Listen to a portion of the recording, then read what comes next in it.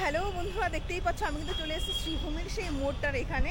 আর আজকে কিন্তু শ্রীভূমির এখানে খুব সুন্দরভাবে ডেকোরেশন করা হয়েছে। আগামীকাল মহালয়া, আর মহালয়ার একদিন আগেই কিন্তু মাননীয় মুখ্যমন্ত্রী নিজে এসে কিন্তু এবছর ওপেনিংটা করে গেছেন।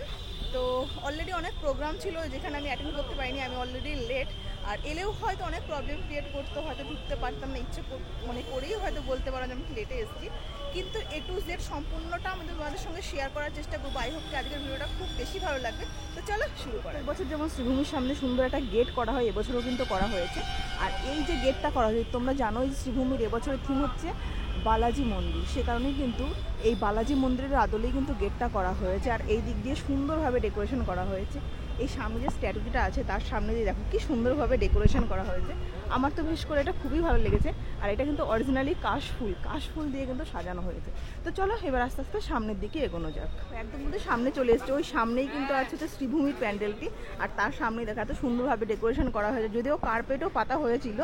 যেহেতু ওপেনিং কমপ্লিট, ওই জন্য কার্পেটের তোলার কাজও শুরু হয়ে গেছে। তো চলো এবার আস্তে আস্তে দেখি প্যান্ডেলের সামনে কতটা ভিড় আছে। আমাদের আরও একটা জিনিস দেখায়, শ্রীভূমির যে গলিগুলো আছে, যেগুলি দিয়ে আর কি শ্রীভূমির সামনে আসা যায়, প্রত্যেক বছর কিন্তু গলিগুলো এত সুন্দর লাইট দিয়ে সাজানো হয়। দেখো চারিদিকে কিন্তু এরকমভাবে লাইট দিয়ে সাজানো হয়েছে। দেখো এখন তো চলে এসছে একদম শ্রীভূমির সামনে। আর তোমরা তো জানোই যে প্রত্যেক বছর শ্রীভূমিটা এত সুন্দরভাবে সাজানো হয়। দেখো প্রোগ্রাম হচ্ছিল, সেই জন্যই কিন্তু এরকমভাবে ডেকোরেশন করা।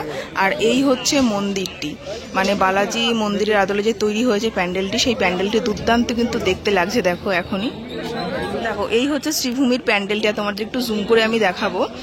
দেখো প্যান্ডেলের সামনেটাতেই কিন্তু এই যে সুন্দর যে দেখো বালাজি মন্দির, তোমরা যদি সত্যিকারের কেউ যাও তাহলে তুমি দেখবে যে যে মন্দিরের যে মূর্তি, তার কপালে কিন্তু এরকম একটা তিলকের মতন দেওয়া থাকে, যেটা কিন্তু একদম প্যান্ডেলের কিন্তু মাঝখানে আছে। আর দুপাশে কিন্তু বালাজি মন্দিরের যে মূর্তি, সেই মূর্তির কিন্তু ছবি দেওয়া আছে। দেখো আর এই হচ্ছে প্যান্ডেলটি, একটু জুম করে যদি দেখাই, এই হচ্ছে প্যান্ডেলটি, দুর্দান্ত কিন্তু দেখতে লাগছে। দেখো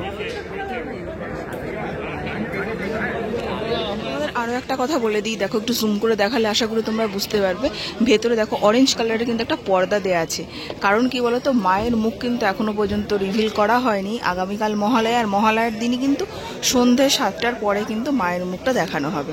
আর এই হচ্ছে প্যান্ডেলটা, প্যান্ডেলের যে ফাঁকায় ফাঁকায় কিন্তু লাইট দেওয়া আছে, দেখো কি সুন্দর লাগছে দেখতে।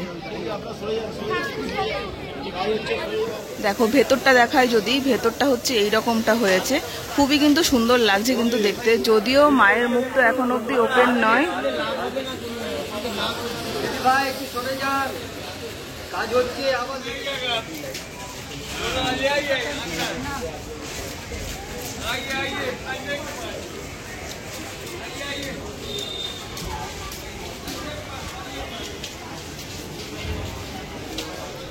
দেখালাম যতটুকু সম্ভব হয়েছে আর কি, দেখিয়েছি। আর সত্যি কথা বলতে কি বলতো, যেহেতু এখন অব্দি মহালয়া হয়নি, সে কারণে কিন্তু এখন অব্দি মায়ের মুখটা ঢাকা আছে, খোলা হয়নি।